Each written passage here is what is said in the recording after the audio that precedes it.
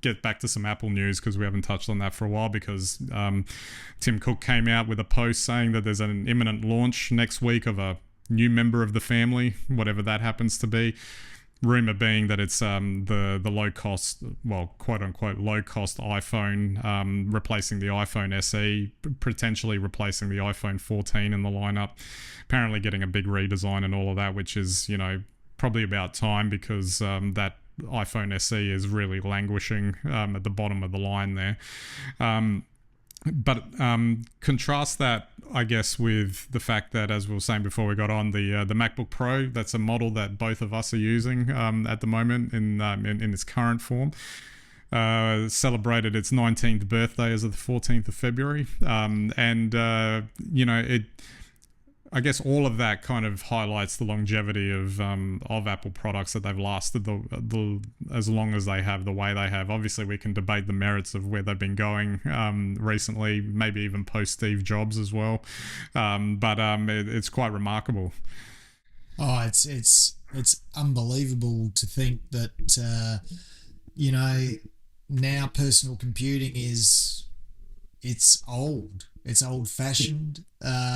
And now, we're looking at portability in terms of laptops, which have become ubiquitous. 19 years ago, they were still, they were very expensive. I remember buying some of these original MacBook Pros, and I think they were around $3,500 each, which that would be still expensive today in my mind. However, if you think about the comparison in terms of cost, $3,500 today is a lot cheaper than $3,500 back then. So, you have all these comparisons, you have all these histories. I mean, and you think, really it was only probably 7 years before that we had the G3 clam book made famous by Carrie Bradshaw.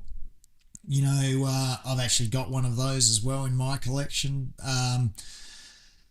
And that's a very limited machine.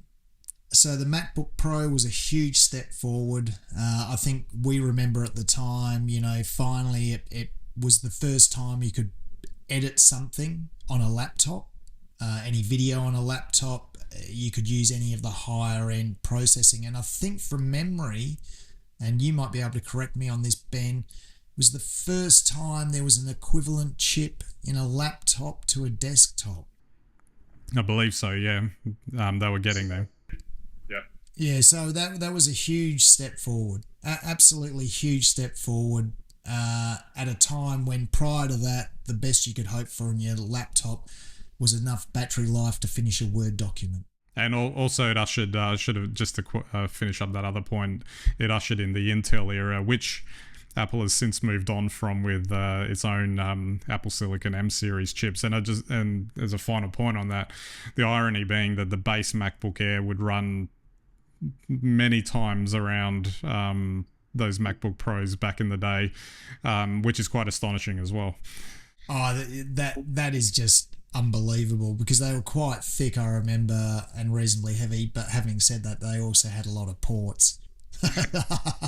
And I just want to touch on one thing, and this is just me being a pedant, but new member to the Apple family would actually be something new. If it's just another iPhone, it's just another iPhone.